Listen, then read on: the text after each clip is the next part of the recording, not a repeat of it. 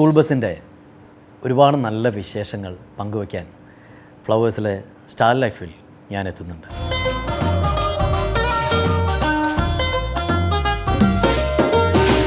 എനിക്ക് സ്കൂൾ ബസ്സിൽ പോകാനുള്ള ഒരു ഭാഗ്യമൊന്നും ഉണ്ടായിട്ടില്ല.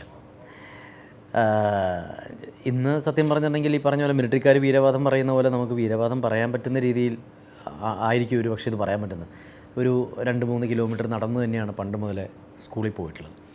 അത് ഇന്ന് ആലോചിക്കുമ്പോഴത്തേക്കും ഏറ്റവും വളരെ നല്ല ഒരു വലിയൊരു ഭാഗ്യമായിട്ടാണ് ഞാൻ കാണുന്നത്. പണ്ട് അതിനൊരു വലിയ ഭാഗ്യമായിട്ട് ഞാൻ കണ്ടിരുന്നില്ല. കാരണം എൻ്റെ സ്കൂളിൽ പഠിക്കുന്ന ഫ്രണ്ട്സൊക്കെ മക്കളെ അല്ലെങ്കിൽ അവരുടെ പാരൻസ് മക്കളെ അവരുടെ കാറിനും സ്കൂട്ടറിനൊക്കെ കൊണ്ടുവിടുമ്പോൾ നമ്മൾ നടന്നു പോയിട്ടുള്ളത്.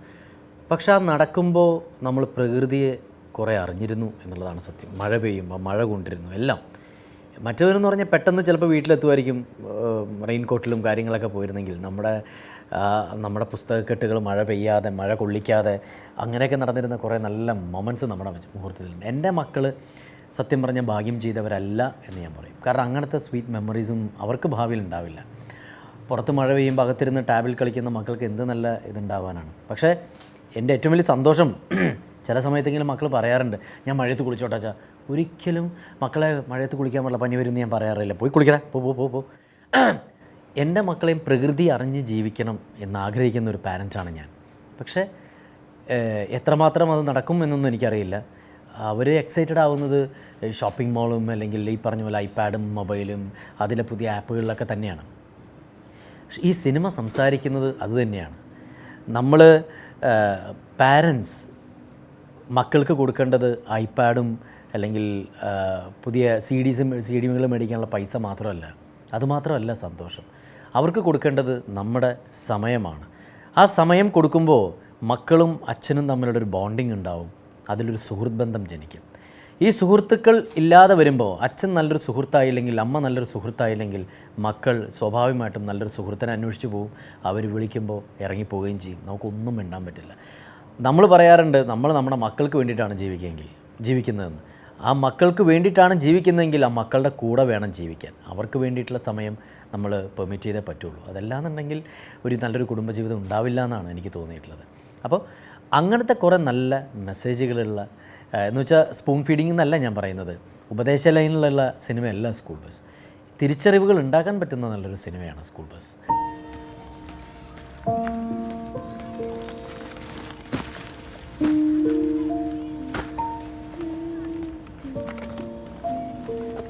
How was school?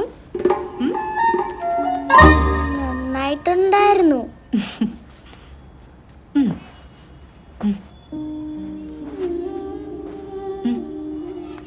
സി, അപ്പ പേരപ്പനെ പറ്റി അങ്ങനെയൊക്കെ സംസാരിക്കുന്നത് പേരപ്പനെ ഇഷ്ടമല്ലഞ്ഞിട്ടല്ല.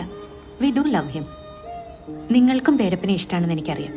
പക്ഷേ വല്യപ്പച്ച നമുക്കായിട്ട് നമ്മുടെ പേര് തന്ന ചില കാര്യങ്ങളുണ്ട്. അത് കുറേ നാളൂടെ കഴിഞ്ഞാൽ നിങ്ങൾക്ക് 2 പേർക്കും കിട്ടേണ്ട കാര്യങ്ങളാണ്. നമ്മളോട് പറയുക പോലും ചെയ്യാതെ പേരപ്പൻ അതെടുത്ത നമ്മളത് തിരിച്ചു ചോദിക്കണ്ടേ?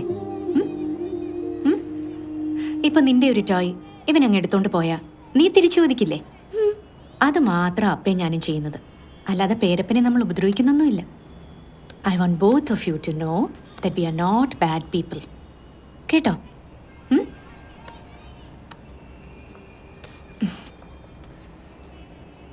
പേരപ്പൻ ടോയ് എടുത്തോണ്ട് പോയോ? ആരുടെ? ഈ സിനിമ കണ്ടുകൊണ്ടിരുന്നപ്പോൾ എൻ്റെ ക്യാരക്ടറുണ്ട് ജോസഫ് എൻ്റെ എന്താണാവോ കഥാപാത്രം, എൻ്റെ പേഴ്സണൽ വ്യക്തിത്വം അതിൽ നിന്നും എൻറ്റയർലി ഡിഫറെൻ്റാണ്, ഓപ്പോസിറ്റാണ് ഇയാൾ. വളരെ സ്ട്രിക്റ്റ് ആയിട്ടുള്ള ഫാദറാണ്. ഞാൻ ഒരിക്കലും അങ്ങനെയല്ല. എൻ്റെ മക്കളുടെ അടുത്ത് സത്യം പറഞ്ഞിട്ടുണ്ടെങ്കിൽ കുറവാണോ ശരിയാണോ തെറ്റാണോ എന്ന് എനിക്കൊന്നും അറിയില്ല. ഞാൻ എൻ്റെ മക്കളുടെ അടുത്ത് ഞാൻ അങ്ങനെ ചൂടാവാറില്ല. ഞാൻ ഇതുവരെ മക്കളെ അടിച്ചിട്ടില്ല. ചിലപ്പോൾ ഭാവിയിലൊരു പറയുമായിരിക്കും, സോമേട്ടനൊക്കെ പറഞ്ഞ പോലെ എന്നെ ഒന്ന് അടിച്ചിരുന്നെങ്കിൽ എന്ന് ചിലപ്പോൾ പറയുമായിരിക്കും, എനിക്കറിയാൻ പാടില്ല. എന്താണെങ്കിലും ഇതുവരെ എനിക്കങ്ങനെ ചെയ്യാൻ തോന്നിയിട്ടില്ല എന്നുള്ളതാണ് സത്യം. നമ്മുടെ സ്കൂൾ ബസ് മുന്നോട്ട് വയ്ക്കുന്ന ആശയങ്ങൾ ഇതൊക്കെയാണ്. മക്കളെ സ്നേഹിക്കുന്ന അച്ഛനും അമ്മയും തന്നെ ആകുക എന്നുള്ളത്. നാളെ തന്നെ 2 പേരും TC വാങ്ങണം. ഈ സ്കൂളും തലേനി വേണ്ട. അവർ പറയാൻ പോകുന്നത് നമ്മൾ ആവശ്യത്തിന് കെയർ ചെയ്യാത്തതുകൊണ്ട് അവനത് ചെയ്തതെന്നായിരിക്കും. അതാകുമ്പോൾ ഈസിയായിട്ട് കൈ കഴുകാമല്ലോ. അതല്ല കാരണമെന്ന് ഉറപ്പുണ്ടോ ജോയിക്ക്?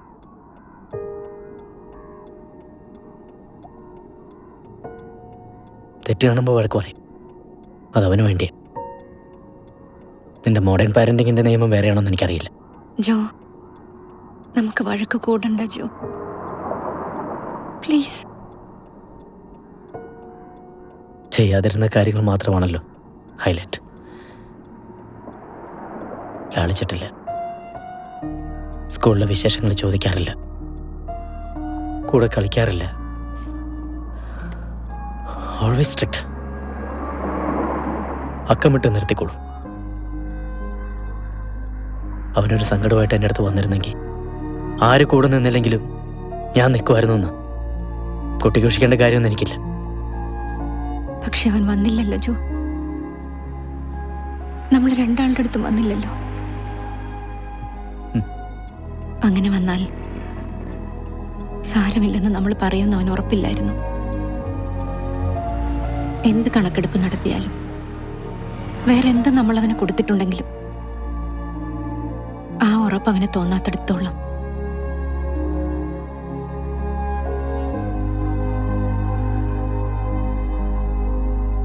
I am a failed mother. ഞാനിപ്പോൾ പ്രാർത്ഥിക്കുന്നത് ഒരു സെക്കൻഡ് ചാൻസിന് വേണ്ടിയിട്ടാണ്. അവൻ്റെ പ്രായത്തിൽ ചെന്ന് നിന്ന് അവനോട് സംസാരിക്കാൻ, അവൻ്റെ പേടികളെ കാണാൻ, അവൻ്റെ ഫാൻറ്റസിയിൽ വിശ്വസിക്കാൻ, അവൻ്റെ മുമ്പിലെങ്കിലും ഒരു 34-കാരിയാകാതിരിക്കാനുള്ള സെക്കൻഡ് ചാൻസ്. ഇടയ്ക്ക് എവിടെയോ വെച്ച് നമുക്ക് കൈവിട്ടു പോയ നമ്മുടെ ബാല്യവും അതിൻ്റെ ഇന്നസെൻസും അവനോടൊപ്പം നിന്ന് തിരിച്ചു പിടിക്കാനുള്ള സെക്കൻഡ് ചാൻസ്. വേറൊന്നുമില്ല, ഒരു നിയമവും ഇല്ല പേരൻറ്റിങ്ങിന് അതല്ലാതെ.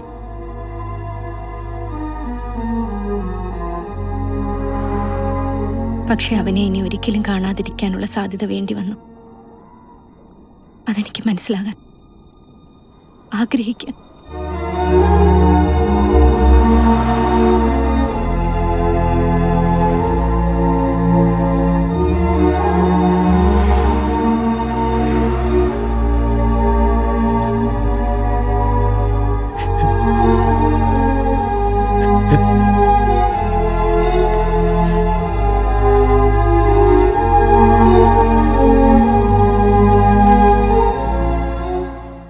അപർണ ഔട്ട്സ്റ്റാൻഡിങ് ആക്ട്രസ്സാണ്.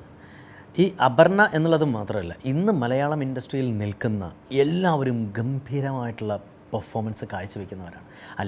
ഒന്നാമത്തെ ഒരു കാര്യം, ഒരാൾക്ക് ഇവിടെ നിൽക്കാൻ പറ്റില്ല. നമ്മുടെ സ്ഥലം കേരളം ആയതുകൊണ്ട് തന്നെ കൊല വിളിക്കുമല്ലോ, വില പണിക്കും പോടാപ്പാന്ന് പറയും. അങ്ങനത്തെ ആളുകളാണ് നമ്മുടെ. അത് തന്നെയാണ് നമ്മുടെ സ്ട്രെങ്ത്തും. അതുകൊണ്ട് തന്നെ ഓരോ സിനിമകൾ കഴിയുമ്പോഴത്തേക്കും നമ്മൾ വളരെയധികം ശ്രദ്ധിച്ചാൽ ചെയ്യണം. അപർണയിലേക്ക് തിരിച്ചു വന്നാൽ, അപർണ ഒന്നാമത്തെ കൂത്തുപെട്ര എന്ന് പറയുന്നിട്ടുള്ള എന്താ പറയുക, ഡ്രാമ സ്കൂളുണ്ട് ചെന്നൈയിൽ. അവിടെ സ്കൂളിങ് കഴിഞ്ഞ് അപ്പോൾ എങ്ങനെയാണ് കറക്റ്റായിട്ടുള്ള ഇമോഷൻ പിടിക്കേണ്ടതെന്ന് അപർണയ്ക്ക് വ്യക്തമായിട്ട് അറിയാം. ഒരു ക്യാരക്ടർ എന്താണ്, ക്യാരക്ടറിൻ്റെ ബാക്ക്ഗ്രൗണ്ട് എങ്ങനെ എടുക്കണം, അതിലൂടെ ജീവിക്കാനും ആ മൊമെൻറ്റിൽ ജീവിക്കാനൊക്കെ അപർണയ്ക്ക് അറിയാം. അപ്പോൾ ശക്തമായിട്ടുള്ളൊരു കഥാപാത്രം കിട്ടുമ്പോൾ മാത്രമാണ് ഒരു ആക്ടർക്ക് എത്രമാത്രം പൊട്ടൻഷ്യൽ ഉണ്ട് എന്നുള്ള കാര്യം നമുക്ക് തിരിച്ചറിയാൻ പറ്റുള്ളൂ. ഈ സിനിമ കണ്ടു കഴിഞ്ഞാൽ അപർണയുടെ പെർഫോമൻസും ഒരിക്കലും മറക്കാൻ പറ്റില്ല. അതുപോലെ തന്നെ ഞാൻ ബഹുമാനിക്കുന്ന മറ്റൊരു ആക്ടറാണ് സുധീർ കരമന. എനിക്ക് തോന്നുന്നില്ല ഇപ്പോൾ ഉള്ള ജനറേഷനിൽ ഏറ്റവും കാലിബറായിട്ടുള്ള ഒരു ആക്ടറിൽ ഒരാളാണ് സുധീർ. ഗംഭീര പെർഫോമൻസാണ്. അയാളിൽ ഏത് കഥാപാത്രം കൊടുത്താലും സുരക്ഷിതമാണ്. അപ്പോൾ അത് എന്നെ ഞെട്ടിച്ചിട്ടുള്ള ഒരു ആക്ടർ തന്നെയാണ്. ഓഫ് കോഴ്സ് ചാക്കോച്ചൻ്റെ ഒരു പുതിയ രൂപം, അവനെ ചോക്ലേറ്റ് ഹീറോ ആയിട്ട് മാത്രമേ നമ്മൾ കണ്ടിട്ടുള്ളൂവെങ്കിൽ ഒരു പോലീസ് ഡ്രസ്സിൽ റോഷൻ ഭയങ്കര രസമായിട്ട്. ഇപ്പോൾ ഇതിനു മുമ്പ് ഹൗ ഓൾഡ് ആർ യു എന്ന് പറഞ്ഞ സിനിമ കണ്ടു കഴിഞ്ഞാൽ ചാക്കോച്ചൻ്റെ ഒരു പുതിയ രൂപം നമുക്ക് കാണാൻ പറ്റും. അപ്പോൾ ഏതൊരു ആക്ടറാണെങ്കിലും, ഇപ്പോൾ എൻ്റെ ജോസഫ് ആണെങ്കിലും വളരെ ക്ലാസി ആയിട്ടുള്ള വേറൊരു ലീഗിൽ നിൽക്കുന്ന, ഞാൻ ഇതുവരെ മാനസികമായി സഞ്ചരിക്കാത്ത വഴികളിലൂടെ പോകാനായിട്ടുള്ള അവസരം സഞ്ജുവും അതുപോലെ തന്നെ റോഷനും കൂടി തന്നു എന്നുള്ളതാണ് സത്യം. അപ്പോൾ ഈ സിനിമ കണ്ടു കഴിയുമ്പോഴത്തേക്കും എല്ലാ കഥാപാത്രങ്ങളും എല്ലാവരുടെയും മനസ്സിൽ നിൽക്കുന്നുണ്ടെങ്കിൽ അതിനകത്ത് ഒരു ശക്തമായ കഥയുണ്ട്. ആ കഥ ഉള്ളതുകൊണ്ട് തന്നെയാണ്. കഥയില്ലാത്ത ഒന്നും നമ്മൾ വിശ്വസിക്കില്ല. കഥയില്ലാത്ത വ്യക്തിനെ പോലും നമ്മൾ വിശ്വസിക്കില്ല. അവനൊരു കഥയില്ലാത്തവനാണ് എന്നല്ലേ പറയുള്ളൂ. അപ്പോൾ വ്യക്തമായൊരു കഥയുണ്ടെങ്കിൽ അതിലുള്ള കഥാപാത്രങ്ങളെ നമ്മൾ വിശ്വസിക്കും. ആ കഥ എഴുതിയ സഞ്ജുവിനെയാണ് സത്യം പറഞ്ഞാൽ എനിക്ക് നന്ദി പറയേണ്ടത്. കാരണം തിരിച്ചറിവുണ്ടാക്കുന്ന സിനിമകൾ അത് വല്ലപ്പോഴും സംഭവിക്കുന്നതാണ്. അതിൻ്റെ ഭാഗമാകാൻ പറ്റുക എന്നുള്ളതാണ് ഏറ്റവും വലിയ ഭാഗ്യം. അങ്ങനെ ഒരു ഭാഗ്യം എനിക്കുണ്ടായെന്ന് ഞാൻ വിശ്വസിക്കുന്നു.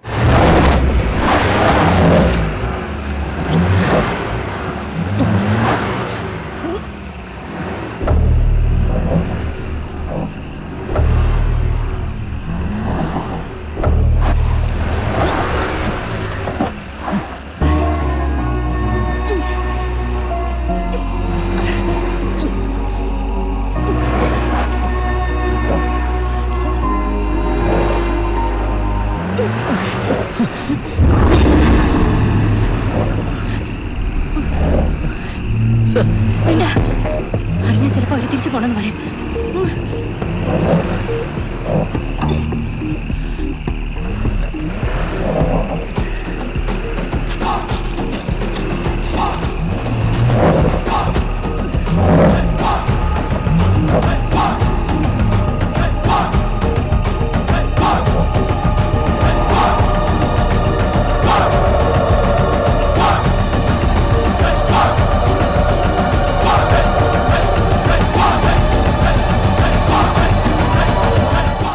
നമ്മൾ മക്കളോട് അല്ലെങ്കിൽ സിനിമയിൽ മക്കളോട് എങ്ങനെയാണാവോ ആ തരത്തിലുള്ള അറ്റാച്ച്മെൻറ്റ് നമ്മൾ പോലും അറിയാതെ അവിടെ അത് പ്രതിധ്വനിക്കും. കാരണം ഞാനിത് വളരെ സ്ട്രിക്റ്റ് ആയിട്ടുള്ള ഫാദറാണല്ലോ ഈ സിനിമയിൽ അത്യാവശ്യം. അപ്പോൾ അതുകൊണ്ട് തന്നെ ഞാൻ പിള്ളേരുടെ അടുത്ത് അത്ര അറ്റാച്ച്ഡ് ആയിരുന്നില്ല. നേരെ മറിച്ച് ഞാൻ മങ്കിപ്പൻ ചെയ്യുമ്പോൾ അങ്ങനെയല്ല, എൻ്റെ മോൻ്റെ അടുത്ത് ഞാൻ പെരുമാറുന്ന പോലെയായിരുന്നു. എൻ്റെ മോനെ 10-15 ദിവസമായിട്ട് 10-15 ദിവസത്തെ ഷൂട്ടിംഗ് ഉണ്ടായിരുന്ന സമയത്ത് എൻ്റെ മോനെ എനിക്ക് മിസ് ചെയ്തിട്ടില്ല. അത് ഞാൻ അവൻ്റെ അടുത്ത് പറഞ്ഞിട്ടില്ല ചവിട്ടുകൊള്ളൂ എന്ന് വിചാരിച്ചിട്ട്. പക്ഷേ കാരണം എനിക്ക് മറ്റവൻ എപ്പോഴും കാണുന്നതിൻ്റെ പേരിൽ, സനൂപിനെ എപ്പോഴും കാണുന്നതിൻ്റെ എനിക്ക് എൻ്റെ മോനായിട്ടാണ് തോന്നിയിട്ടുള്ളത്. ഈ സിനിമയിൽ അങ്ങനെയല്ല. ഈ സിനിമയിൽ കുറച്ച് സ്ട്രിക്റ്റ് ആയിട്ടുള്ള ഫാദറാണ്. അപ്പോൾ അതുകൊണ്ട് ഞാൻ അത്ര അടുത്തിട്ടില്ലായിരുന്നു എന്നുള്ളതാണ് സത്യം. പക്ഷേ ഒരു ഘട്ടത്തിന് ശേഷം, തിരിച്ചറിവ് വന്നതിന് ശേഷം എനിക്ക് അവനെ ഹഗ് ചെയ്യാനും ഉമ്മ വയ്ക്കാനും എല്ലാം തോന്നി എന്നുള്ളതാണ്. അത് ഓരോ കഥാപാത്രത്തിനനുസരിച്ച് മാനസികമായിട്ടും മാറ്റം ഉണ്ടാവും. ലഞ്ച് ബ്രേക്കിന് ബെല്ലടിക്കണ മൊമെന്റിൽ തന്നെ we should start the mission. Serial killers use ചെയ്യുന്ന സെയിം ബ്രാൻഡാ. ഞാൻ അമ്മയായിട്ട് സംസാരിക്കുമ്പോൾ മാമിന്റെ തന്നെ ചെന്ന് പറയണേ നല്ലത്. ഇതിൽ ഹസ്ബൻഡ് ആൻഡ് വൈഫും തമ്മിലുള്ള റിലേഷൻഷിപ്പ് ഉണ്ട്. ഈ കല്യാണം കഴിയുന്നതിന് മുമ്പ് നമ്മുടെ റിയൽ രൂപമാണോ നമ്മൾ പ്രേമിക്കുന്ന സമയത്ത് കാണിക്കുന്നതെന്ന് എന്നും എനിക്കറിയില്ല. ഒരു അഡ്ജസ്റ്റ്മെൻ്റ് ഉണ്ടല്ലോ. കാരണം നമ്മുടെ റിയൽ ഇമേജ്, അതായത് നമുക്ക് ഇതൊക്കെയാണ് നമ്മുടെ പോസിറ്റീവ് സൈൻസ് മാത്രമേ നമ്മളെപ്പോഴും പുറത്തേക്ക് കാണിക്കുകയുള്ളൂ. അവിടെ നിന്ന് കുരുത്തക്കേട് വന്നാലും നമ്മൾ കുഴപ്പമില്ല എന്നൊക്കെ പറയും. പക്ഷേ വൺസ് നമ്മുടെ കയ്യിലേക്ക് അവൾ വന്നു കഴിഞ്ഞാൽ, അല്ലെങ്കിൽ അവൻ വന്നു കഴിഞ്ഞാൽ നമ്മുടെ റിയൽ ഇമേജ് പുറത്ത് വന്നു തുടങ്ങും. അത് പരസ്പരം മനസ്സിലാക്കിയില്ല എന്നുണ്ടെങ്കിൽ, ആ കുറവുകൾ അക്സെപ്റ്റ് ചെയ്തില്ല എന്നുണ്ടെങ്കിൽ കുടുംബജീവിതം നന്നായിട്ട് മുമ്പോട്ട് പോവില്ല. ഈ സിനിമയിൽ അത് തന്നെയാണ്. ഇയാൾക്ക് കല്യാണം കഴിച്ച് കുറച്ച് നാൾ കഴിഞ്ഞപ്പോഴുള്ള എക്സൈറ്റ്മെൻ്റ് ഒന്നും ഇപ്പോൾ ഇല്ല, പഴയ പ്രണയമൊന്നും ഇപ്പോൾ ഇല്ല. ഭാര്യയെ ചിലപ്പോൾ ചേർത്ത് പിടിക്കുന്നുണ്ടാവില്ല, ഭാര്യയുടെ സന്തോഷം മനസ്സിലാക്കുന്നുണ്ടാവില്ല, ദുഃഖം തിരിച്ചറിയുന്നുണ്ടാവില്ല. പക്ഷേ ഈ പറഞ്ഞതുപോലെ എല്ലാ ലൈഫിലും എല്ലാവരും ഒന്ന് വീണ് കഴിയുമ്പോഴായിരിക്കും തിരിച്ചറിവ്, ഒന്ന് തിരിഞ്ഞു നോക്കുക എന്തായിരുന്നു പ്രശ്നം എന്ന്. ആ തിരിഞ്ഞു നോക്കുന്നതോടുകൂടി നമ്മുടെ ലൈഫ് മാറി തുടങ്ങും. എന്ന് പറഞ്ഞതുപോലെ ജോയുടെ ലൈഫും എപ്പോഴൊക്കെ മാറി തുടങ്ങിയിട്ടുണ്ട്. അത് എന്തൊക്കെയാണ്, അതെങ്ങനെയൊക്കെയാണ് എന്നുള്ളതാണ് സ്കൂൾ ബസ് സംസാരിക്കുന്നത്. I want both of you to know that we are not bad people. കേട്ടോ? ഈ അപ്പ എന്തിനാ എല്ലാരോടും പിണങ്ങുന്നേ?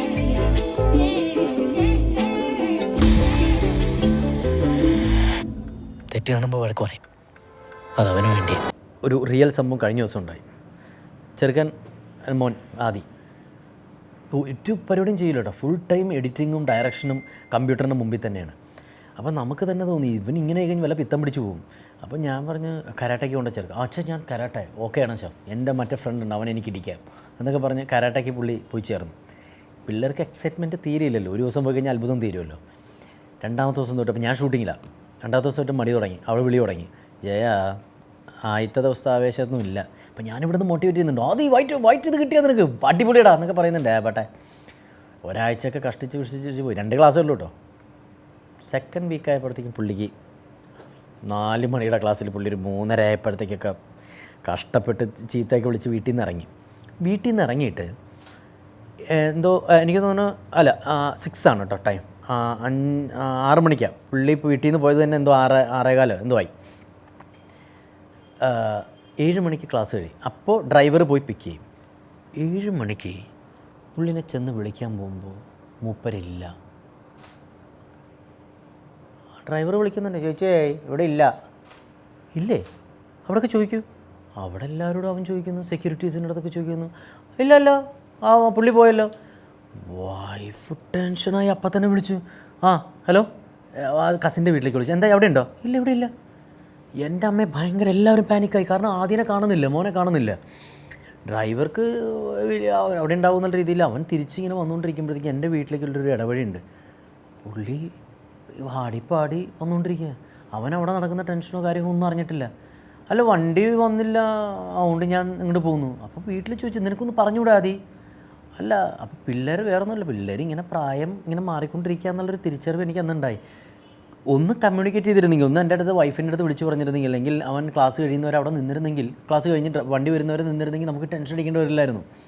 ഇപ്പോൾ പുള്ളി അത് വെച്ചിട്ടൊരു ഷോർട്ട് ഫിലിം പുള്ളി ചെയ്യാനുള്ള പരിപാടിയാണ്. എന്തെങ്കിലും ആവട്ടെ, കാര്യങ്ങൾ നടന്നാൽ മതി. അപ്പോൾ പറഞ്ഞാൽ എൻ്റെ അടുത്തൊരു വില്ലൻ വേണോ വെച്ചാൽ, ഞാനിങ്ങനെ നടന്നു പോകുമ്പോഴത്തേക്കും പുറകിലിങ്ങനെ ഒരുത്തും ബീഡിയും വലിച്ചിട്ട് വരണം. ബീഡിയും വലിച്ചിട്ട് വരുമ്പോഴത്തേക്കും നമ്മുടെ കാറ് വന്ന് എന്നെയും കൂട്ടിക്കൊണ്ട് പോകണം. എങ്ങനെയുണ്ട്? എൻ്റെ പുള്ളി ഒരു ടൈറ്റിലൊക്കെ ഇട്ടിട്ടുണ്ട്, തിരിച്ചറിവ്. തിരിച്ച് നമുക്ക് ഇങ്ങനെ ഇടാച്ചാ, എന്നിട്ട് അറിവ് സ്ട്രൈറ്റ് ഇടാം എന്നൊക്കെ പറഞ്ഞിട്ടിരിക്കുന്നുണ്ട്. അപ്പോൾ ഇങ്ങനത്തെ അനുഭവങ്ങൾ എനിക്ക് തോന്നുന്നു എല്ലാ പാരൻസിനും ചിലപ്പോൾ മക്കളുടെ ഭാഗത്തുനിന്ന് ഇങ്ങനത്തെ ചില പേടിപ്പിക്കൽ പരിപാടീസ് ഉണ്ടായിട്ടുണ്ടാവും. എൻ്റെ ലൈഫിലും ഉണ്ടായിട്ടുണ്ട്. സ്കൂൾ ബസ് എന്ന് പറയുന്ന സിനിമയും അങ്ങനെ ഒരു തിരിച്ചറിവ്, ആ ഒരു ഭയം എന്ന് പറയുന്ന ഒരു തിരിച്ചറിവും കൂടിയാണ്. അത് തിരിച്ചറിവുണ്ടാക്കിയ സിനിമയാണ് സ്കൂൾ ബസ്.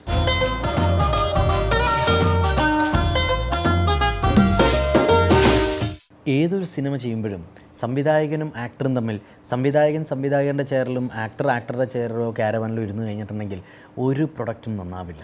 നേരെ മറിച്ച് ഇതിനകത്ത് വളരെ നല്ലൊരു ബോണ്ടിങ് ഉണ്ടെങ്കിൽ, ഈഗോ എല്ലാം പുറത്ത് വെച്ചിട്ട് അകത്തേക്ക് കയറിയാൽ തന്നെ ഒരുപാട് നല്ല ഭയങ്കരമായിട്ടുള്ള കോൺട്രിബ്യൂട്ട് ചെയ്യാൻ പറ്റും. അത് പറയാൻ പറ്റണം അല്ലേ? നമുക്കിപ്പോൾ ഞാൻ പറയുന്ന ഒരു കാര്യം അവൻ അക്സെപ്റ്റ് ചെയ്തില്ലെങ്കിലോ എന്ന് വിചാരിച്ചിട്ട് ഞാൻ പറയാതിരുന്നാൽ അവിടെ നല്ല സൗഹൃദം ഉണ്ടെന്നല്ല അർത്ഥം. ആ ഒരു മതിൽക്കെട്ട് ഞങ്ങൾക്കിടയിലില്ല. സഞ്ജുവിൻ്റെ അടുത്താണെങ്കിലും റോഷൻ വന്നിട്ട് അളിയ അത് അങ്ങനെയല്ലടാ, അത് വേറെ രീതിയിലാണ്, അത് മറ്റേ ഇമോഷൻ ഇങ്ങനെ ഒന്ന് പിടിക്കും. എടാ പോടാ ബന്ധമുള്ള ഒരു ഡയറക്ടറെ കൂടെ വർക്ക് ചെയ്യുമ്പോഴത്തേക്ക് കൂടുതൽ കംഫർട്ടാണ്. എല്ലാ കാര്യങ്ങളും നമുക്ക് തുറന്ന് ഓപ്പണായി സംസാരിക്കാൻ പറ്റും. ഇയാളുടെ മാനസികാവസ്ഥ നമ്മൾക്ക് വേറൊരു എന്താ പറയുക ട്രാൻസിലായിരിക്കും, വേറൊരു പ്രാന്തിൻ്റെ അവസ്ഥയിലായിരിക്കും നമ്മൾ പെർഫോം ചെയ്യുന്ന സമയത്ത്. അപ്പോൾ ആ പ്രാന്തിൽ നിന്ന് സംസാരിക്കുമ്പോൾ ആ പ്രാന്ത് മനസ്സിലാക്കാൻ പറ്റുന്നൊരു സംവിധായകൻ വേണം.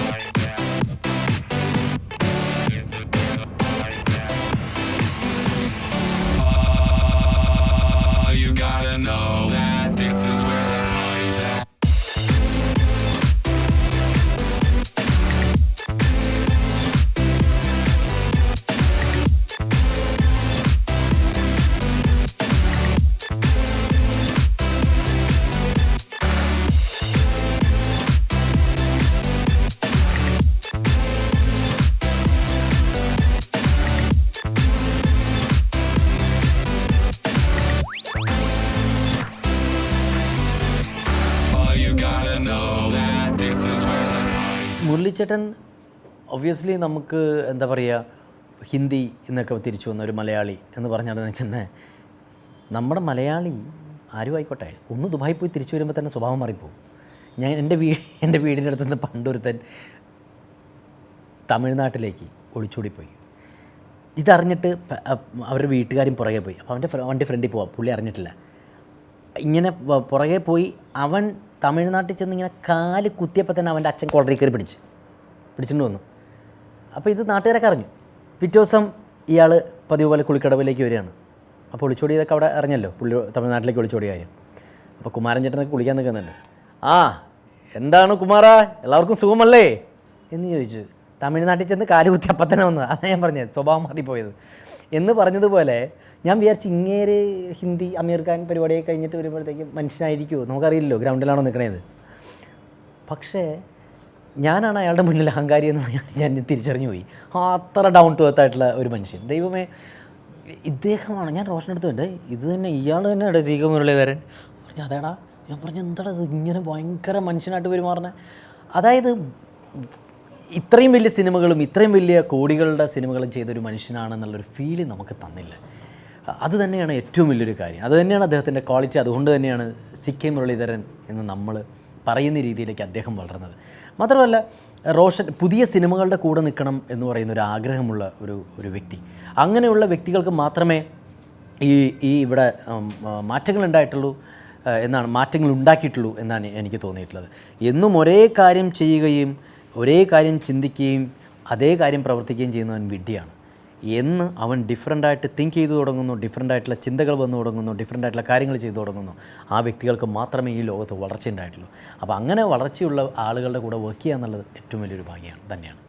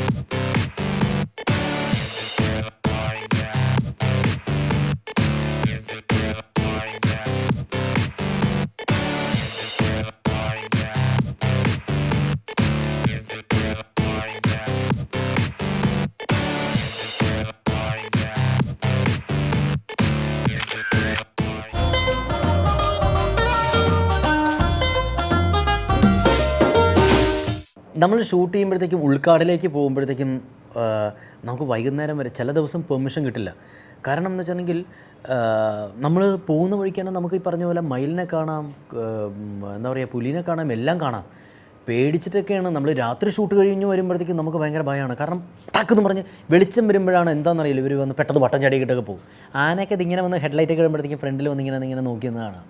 അപ്പോൾ അങ്ങനെ ഭയപ്പെടുത്തുന്ന രീതിയിലുള്ള കുറേ വിഷ്വൽസ് അവിടെ ഉണ്ടായിട്ടുണ്ട്. ഈ കാട് എന്ന് പറയുന്നൊരു സംഭവം വലിയൊരു സത്യമാണ്. അതൊരിക്കലും ചതിക്കില്ല എന്ന് പറയുന്നത്. ആ ചതിക്കാത്ത കാടിൻ്റെ കഥ കൂടി ഈ സിനിമയിൽ പറയുന്നുണ്ട്. അതെന്താണ്?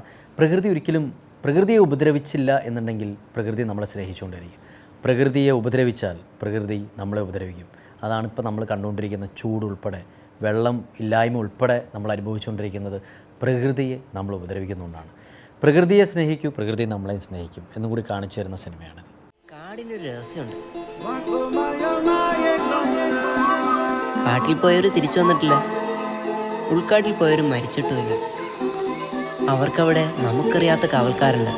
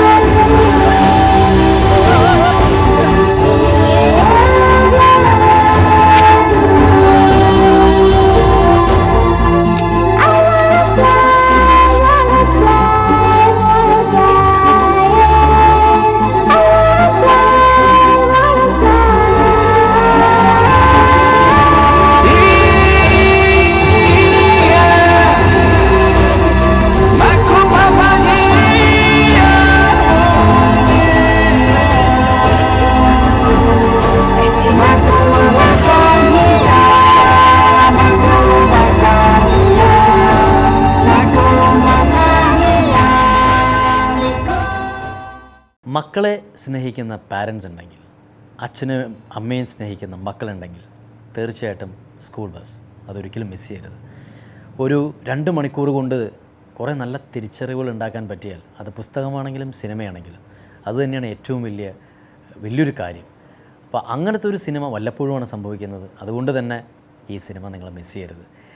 ഇത് മിസ് ചെയ്താൽ നിങ്ങൾ നല്ലൊരു പുസ്തകം വായിക്കുന്ന, നല്ലൊരു വ്യക്തിയെ പരിചയപ്പെടുന്ന, ഒരുപാട് നല്ല അറിവുകൾ പറഞ്ഞു തരുന്ന ഒരു ഗുരുവിനെ നഷ്ടപ്പെടുന്നതിന് തുല്യം തന്നെയായിരിക്കും. സ്കൂൾ ബസ് കാണുക, എല്ലാവരോടും കാണാൻ പറയുക.